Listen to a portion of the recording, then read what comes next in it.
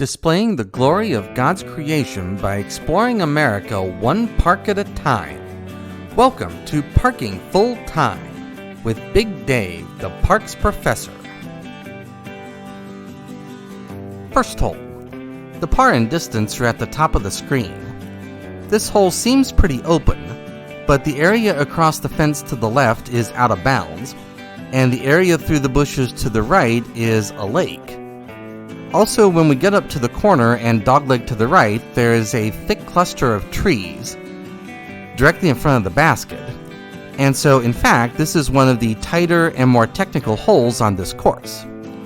There's the first basket, and there's the view back to the tee from behind the basket.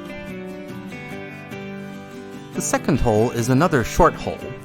It plays steeply uphill, but the fairway is fairly wide, and the ceiling is not particularly low. With a strong enough arm, you should be able to get up to the basket with one throw, and therefore set up a birdie opportunity. I do want to welcome you back to Parking Full Time. I am Big Dave, the parks professor. We are at Rogers Lakewood Park. We are in Valparaiso, Indiana, and therefore we are in Northwest Indiana. There's the view back to the tee from behind the basket. Now the course opens up and lengthens up, and the third hole plays along the edge of this wide-open grassy field. Most holes on this course have multiple possible basket positions, and those are the multiple distances I'm giving you at the top of the screen. This hole has two possible basket positions.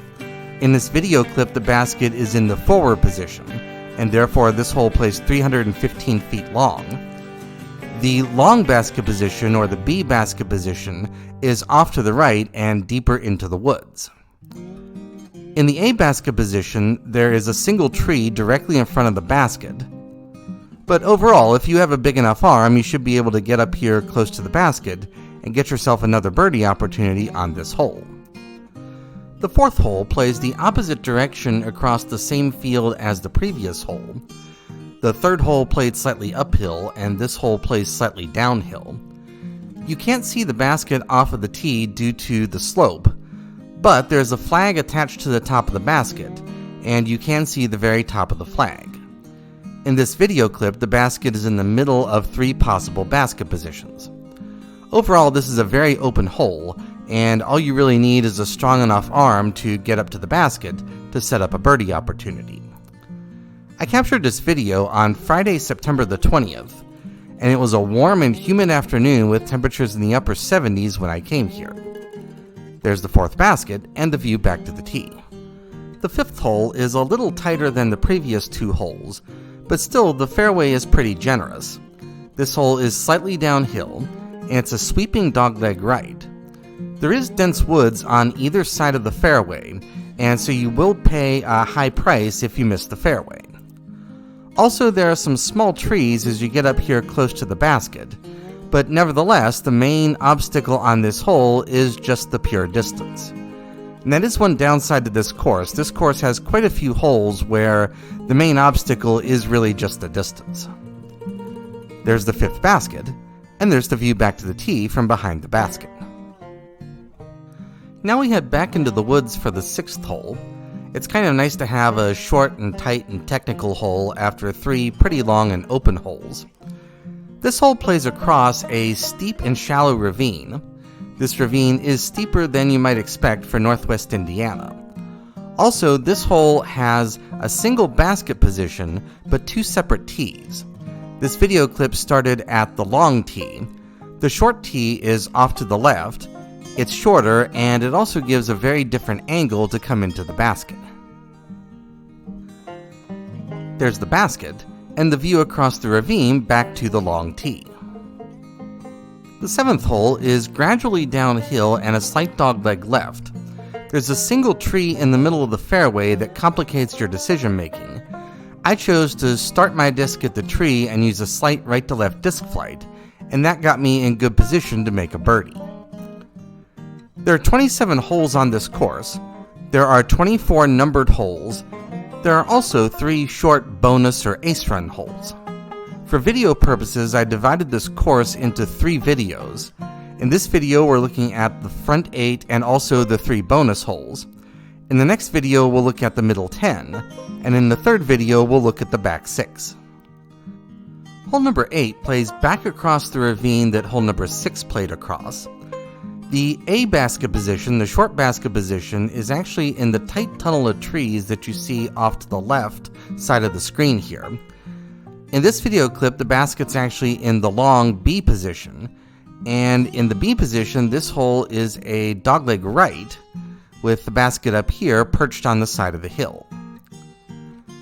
I do want to take this opportunity to thank you for watching.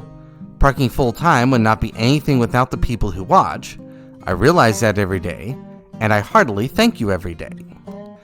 Now we get to the 3 bonus or ace run holes, and they're denoted by letters of the alphabet. The first one is this one, which is hole X. This hole is a very tight hole, and it has a double curve in the fairway.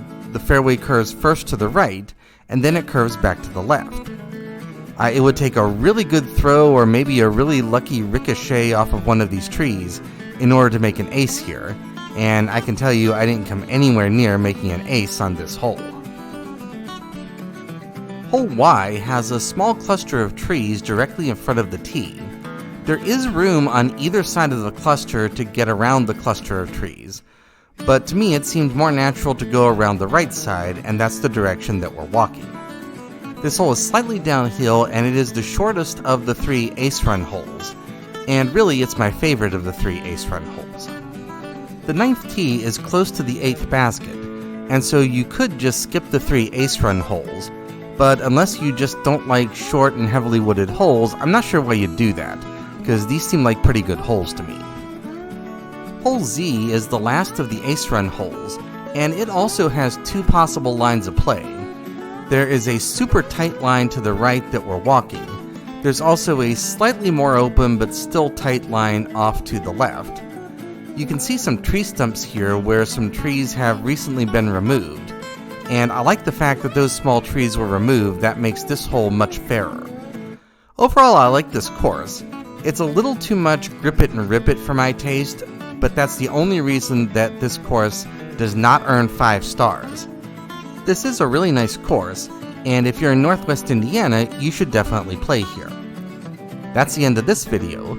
We'll pick up in the next video with hole number 9. Until then, have a great afternoon, take care, and Lord bless.